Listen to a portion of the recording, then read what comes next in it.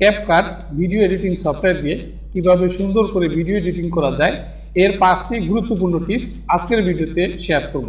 Computer স্ক্রিনে চলুন আমরা এই 5টি টিপস আপনাদের সাথে শেয়ার করি এবং আপনারা দেখুন যে এই 5টি টিপস শিখলে কিভাবে সুন্দর করে ইউটিউব এবং ফেসবুকের জন্য আপনি ভিডিও এডিটিং করতে পারবেন।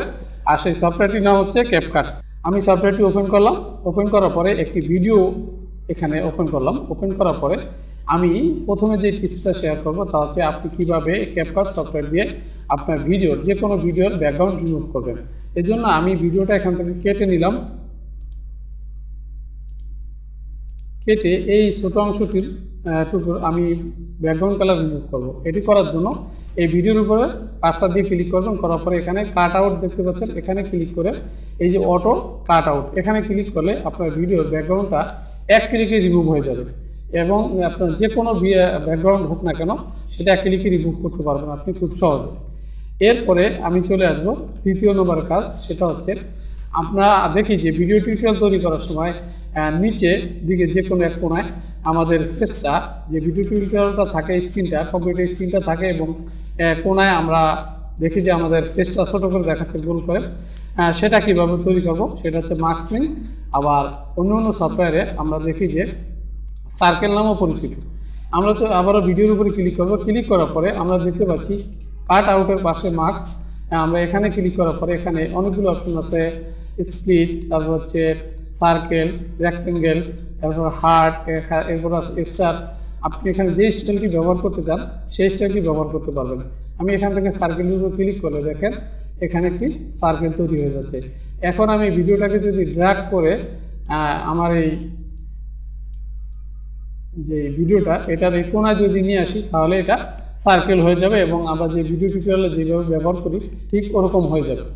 এরপরে তৃতীয় নম্বরে যে কাজটি আমরা শিখব তা হচ্ছে মেকআপ। আমরা অনলাইনে অনেক ভিডিও টিউটোরিয়াল দেখি যে মেয়েদের মেকআপ।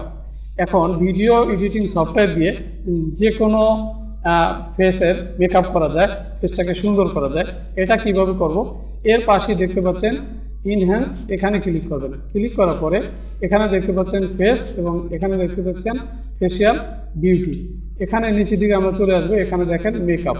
মেকআপে আসার পরে আপনি এখান থেকে যে কোনো অপশন চেঞ্জ করে আপনি মেকআপের যেই কাজগুলো আছে এখান থেকে করে নিতে পারবেন এবং এখানে ফেসে ক্লিক করে আপনি এখানে আমি দেখেন পরিবর্তন করলে আপনার ফেসটা পরিবর্তন হচ্ছে এবং এখান থেকে মেকআপে এসে আমরা যে অংশকে মেকআপ করতে চাই, লিপস্টিক, তারপর এখান থেকে আইব্রো, আই শ্যাডো এবং আই স্টাইল লেস, এখানে আরও অনেক সেটিং আছে। এখানে সেটিংয়ে ক্লিক করার পরে আমরা নিচের দিকে আরও অপশন পাবো। এখান থেকে আমরা এগুলো স্মুথলি ব্যবহার করতে পারবো। দেখেন আমাদের ফেসের কালারটা চেঞ্জ হয়ে যাচ্ছে এবং মেকআপ করলে যেরকম দেখা যায় যে এখন দেখেন এই যে দাগগুলো দেখা যাচ্ছে আর এখন দেখেন পরিবর্তন হচ্ছে।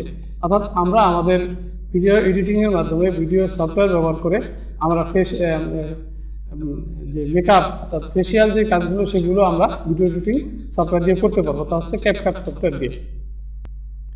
একটি ভিডিও এডিটিং সফটওয়্যারের জন্য কালার সবচাইতে গুরুত্বপূর্ণ একটি বিষয়। তাহলে আমরা কিভাবে কালার চেঞ্জ করতে পারি, আমাদের ইচ্ছা মতো আমরা যে কোনো ভিডিওর কালারের অ্যাডজাস্ট করতে পারি, সেটা কীভাবে করব? ভিডিওটা এখানে রেখে ভিডিওটা ইনপুট করে আমি এই যে দেখতে পাচ্ছেন অ্যাডজাস্টমেন্ট, এখানে ক্লিক করার পরে দেখেন আমি যে ভিডিওটার কালারটা চেঞ্জ করতেছি।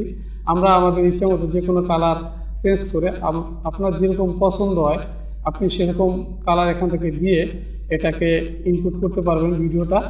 এরপরে আপনার মন মতো এখানে যত কালার আছে আপনি ইচ্ছা মতো এখানে ব্যবহার করতে পারবেন কালারগুলো।